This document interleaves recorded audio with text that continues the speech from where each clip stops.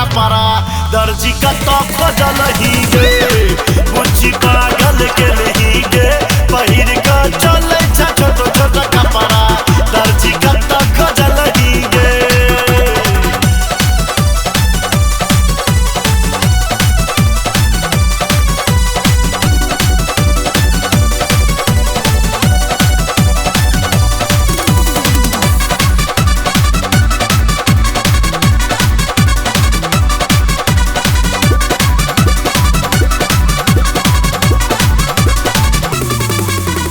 दरभंगा में लहंगा किन लियो मधुबनी में ओढ़न ही गे सकरी में साड़ी किन लियो किया न पहिरे गे।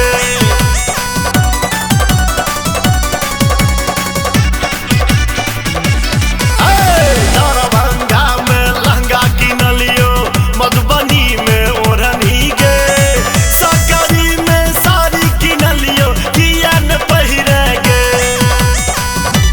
बुच्ची पागल के ही गे बुच्ची पागल के ही गे बुच्ची पागल के ही गे पहिर को चले छोट छोट कपड़ा दर्जी कत खोजल ही गे बुच्ची पागल के ही गे पहिर को चले छोट छोट कपड़ा दर्जी कत खोजल ही गे।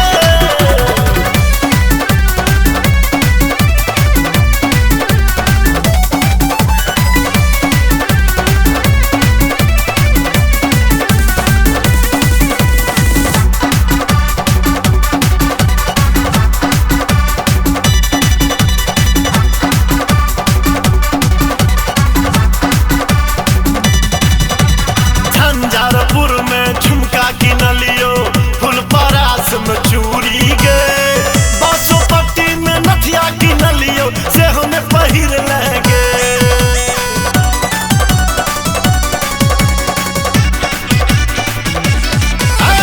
झंझारपुर में झुमका किन लियो फुलपरास में चूड़ी गे बासोपट्टी में नथिया किन लियो से हमें पहिर लेंगे।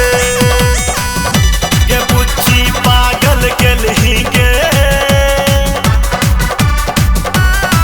बुच्ची पागल के ही गे बुच्ची पागल के ही गे पहिर को चले छोट छोट कपड़ा दर्जी कत खोजल ही गे बुच्ची पागल के ही गे पहिर को चले छोट छोट कपड़ा दर्जी कत खोजल ही गे।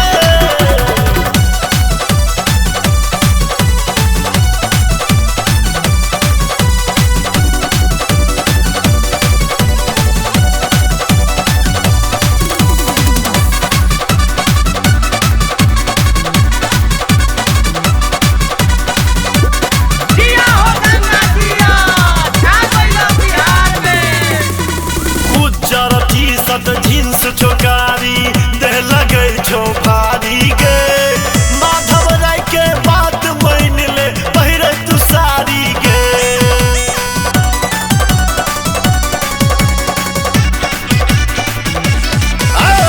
उज्जर टी शर्ट जींस चोकारी देह लगे छो भारी गे माधव राय के बात मान ले पहिरे तू साड़ी गे।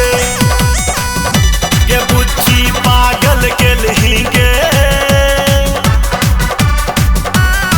बुच्ची पागल के ही गे बुच्ची पागल के ही गे पहिर को चले छोट छोट कपड़ा दर्जी कत खोजल ही